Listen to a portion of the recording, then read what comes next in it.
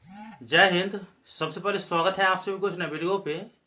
इस वीडियो के माध्यम से जो जानकारी बता रहा हूँ, जानकारी यह है कि मेजर और माइनर में क्या अंतर है।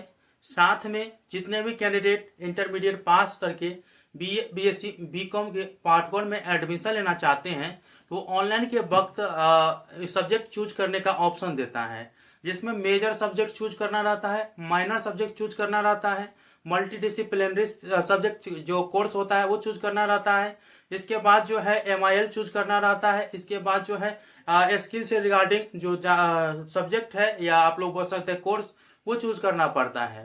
तो वो क्या है, हम कैसे चूज कर पाएंगे, इस वीडियो के माध्यम से बताने वाला हूं। तो वीडियो को शुरू से अंत तक देखिएगा। वीडियो अच्छा लगे तो लाइक करके, चैनल को सब्सक्राइब करके और को ऑन करके जरूर रखिएगा, ताकि इस तरह के वीडियो जब भी मैं अपलोड करूंगा तुरंत आपको नोटिफिकेशन पहुंच जाए। सबसे पहले इस बात की जानकारी रखेंगे कि मेजर होता क्या है।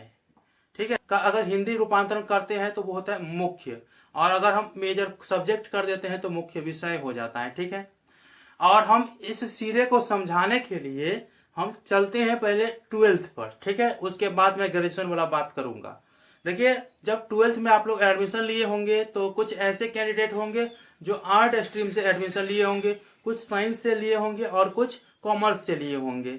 और सेम प्रक्रिया आप लोग यहाँ पे अपनाएंगे ग्रेजुएशन में एडमिशन लेने के बाद, कि कुछ आर्ट में एडमिशन लेंगे, कुछ कॉमर्स में लेंगे और कुछ साइंस में एडमिशन लेंगे।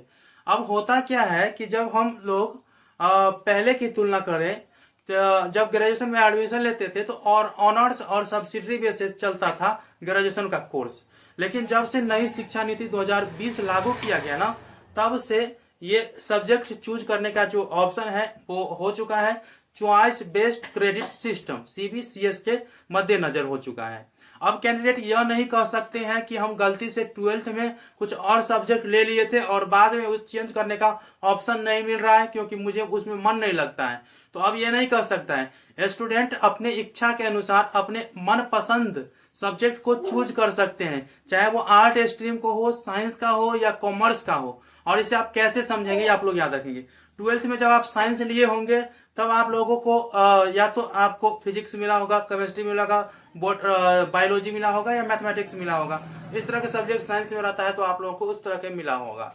और जब कॉमर्स लिए होंगे तो अकाउंटेंसी रहा होगा, BST रहा होगा, इकोनॉमिक्स रहा होगा। इस प्रकार के सब्जेक्ट आप लोगों को मिला होगा 12th में। ठीक है, उसी प्रकार से जब आप आर्ट लिए होंगे तो आर्ट वाला सब्जेक्ट देखने को मिला होगा कि आप लोगों का हिस्ट्री देखने को मिलेगा, पॉलिटिकल साइंस देखने को मिलेगा, सोशियोलॉजी मिलेगा, म्यूजिक मिला होगा। इस प्रकार के मिला होगा। और जब आप ग्रेजुएशन में आए होंगे तो आपको इच्छा होगा कि नहीं, हमको भी मन होता है कि जो साइंस वाला कैंडिडेट है ना, तो जो साइंस वाला कैंडिडेट है वो फिजिक्स पढ़ रहा है ना, हम आर्ट के हैं तो मुझे भी फिजिक्स पढ़ना है। तो अब आप ऐसा कर सकते हैं। ठीक है, अब यह समझिए, देखिए, जैसे आप साइंस से किए हैं इंटर और ग्रेजुएशन में भी साइंस रखना चाहते हैं और आपका सब्जेक्ट केवल मैथमेटिक्स ही बहुत अच्छा है और बाकी हम कहते हैं कि फिजिक्स केमिस्ट्री एक्स्ट्रा में रखना नहीं चाहते हैं, जैसे सब्सिडरी में रखते थे और रखना पड़ता था उसमें। ठीक है, लेकिन इसमें तो ऐसा नहीं है। अब देखिए, अगर आप साइंस के स्टूडेंट हैं और चाहते हैं कि हमारा कोर्स जो है वो साइंस से ही चले, लेकिन हमको सब्जेक्ट जो चाहिए मेजर में हमको केवल मैथमेटिक्स चूज करना है मुख्य सब्जेक्ट में, और उसके बाद जो है मुझे जो माइनर हो या मल्टी डिसिप्लिनरी सब्जेक्ट हो या MIL हो वो हम आर्ट पेपर से ले लें, जैसे हिंदी ले ले या ज्योग्राफी ले ले या हिस्ट्री ले ले या पॉलिटिकल साइंस ले ले, या हम कॉमर्स पेपर के ले लेते हैं, अकाउंटेंसी ले ले, या आप लोगों का जो कॉमर्स में होता है वो आप लोग ले सकते हैं। ठीक है, तो साइंस वाले, और आप लोग समझ गए होंगे कि क्या बताना चाहता हूं, कि अब यह नहीं लोचा रहा है कि साइंस वाला साइंस सब्जेक्ट को लेकर के ही चले, कॉमर्स वाला कॉमर्स सब्जेक्ट को लेकर ही चले, आर्ट वाला आर्ट सब्जेक्ट को लेकर ही चले। आर्ट वाले को मन होगा कि मुझे मैथमेटिक्स से करना है तो वो मैथमेटिक्स चूज कर सकते हैं। ठीक है, स्ट्रीम उनका आर्ट रहेगा, लेकिन जो मैथमेटिक्स है वो माइनर में रख सकता है या मल्टी डिसिप्लिनरी में रख सकता है, मेजर उनका जो भी सब्जेक्ट हो सकता है। ठीक है, उसके बाद जो होता है कॉमर्स वाला भी इसी प्रक्रिया को अपना सकता है। कॉमर्स वाला चाहेगा कि हम साइंस वाले का कुछ सब्जेक्ट ले लें तो वो भी ले सकता है। तो आप लोगों को चॉइस बेस्ड क्रेडिट सिस्टम के जो मद्देनजर है वो समझ में आ चुका होगा कि बताना क्या चाहता है।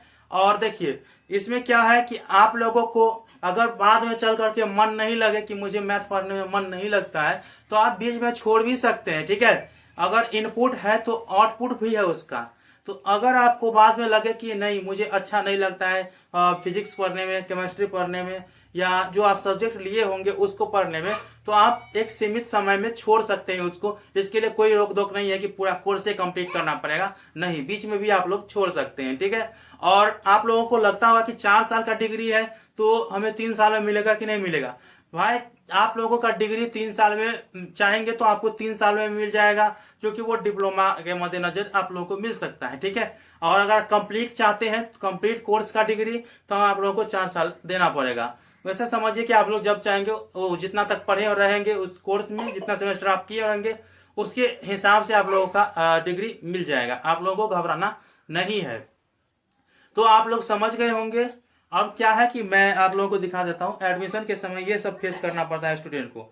जैसे माइनर कोर्स क्या होता है, देखिए जब मेजर आप लोग सेलेक्ट करेंगे तो जैसे ऑनर्स सेलेक्ट करते थे ना, तो उसी प्रकार से हम मेजर में ऑनर्स के हिसाब से अपना मुख्य विषय चूज करेंगे जो मुझे सबसे ज्यादा इंटरेस्ट है, ठीक है, तो वो मेजर हो जाएगा।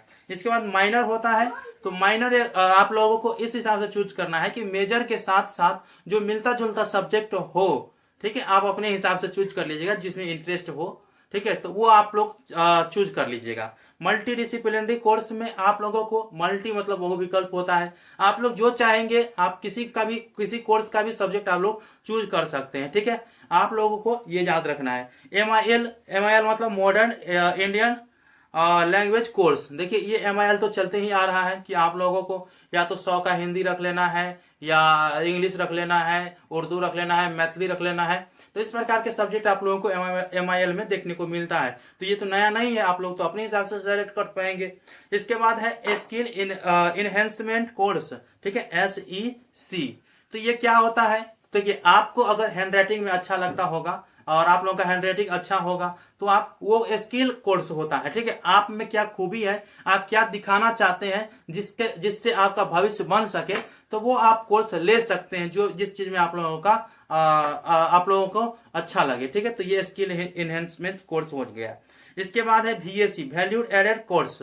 देखिए VSC वैल्यू एडेड कोर्स मतलब ये मूल्यवान होता है, आपको एक जो है ना आर्थिक लाभ भी दे सकता है इस कोर्स को करने से, ठीक है।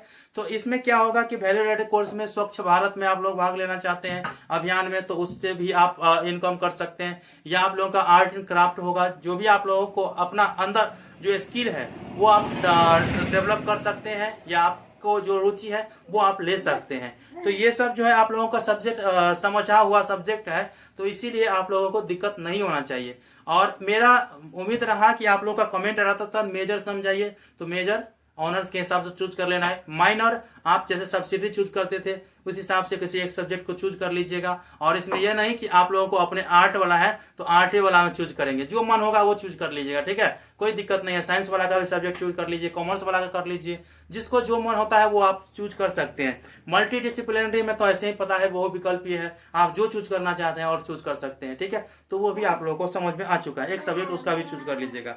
इसके बाद MIL तो सबको समझ में आता है, हिंदी संस्कृत हो या उर्दू हो मैथिली हो, इस तरह के सब्जेक्ट आप चूज कर सकते हैं, ठीक है। स्किल एनहेंसमेंट कोर्स आप लोगों को समझ में आ चुका है, जो आपको आप में जो क्षमता है क्या आप कर सकते हैं, स्किल क्या दिखा सकते हैं वो है, ठीक है। इसके बाद वैल्यू एडेड कोर्स समझ में आ चुका है कि कुछ आर्थिक लाभ भी वहां पे मिल सकता है। तो ये कोर्स आप लोगों को देखने को मिल रहा होगा। तो आई होप कि आप लोगों को समझ में आ चुका होगा कि किस हिसाब से सब्जेक्ट को चूज करना है और किन बातों को ध्यान रखना है, ठीक है।